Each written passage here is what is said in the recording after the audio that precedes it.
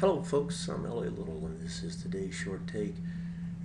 With earnings season getting underway, it's going to be difficult to, see what kind of pin action you're going to get off of one company to another. For example, if I look at Dick's Sporting Goods, this has a nice looking chart both on this time frame and here on the weekly, right? Nice push up into earnings. They report better than expected earnings. It looks like about 8 cents a share.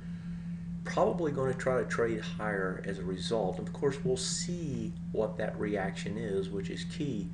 But then you go over and you say, okay, well, are you going to get some pin action in some of these other stocks that are in the specialty retail, like Build-A-Bear?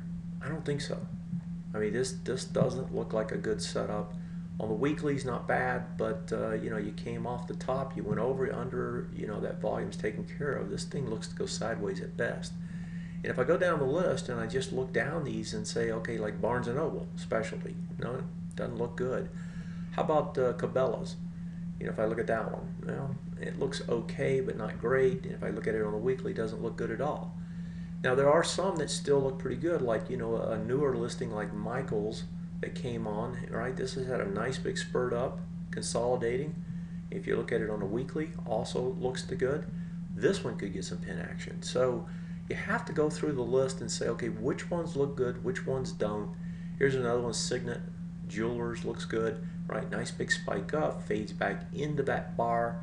That looks like a good place to potentially pick it up, and so forth. Tractor Supply always doing pretty good. They don't look bad on the daily or the weekly. So there's some stocks out here that look pretty good, some that don't. You'll get some pin action off of them and some you won't. ULTA's another one that looks really nice. That's it for today. Look to see what happens with those stocks in that group, that industry group, as the early birds come out and tell us, what their song is. That's today's short take.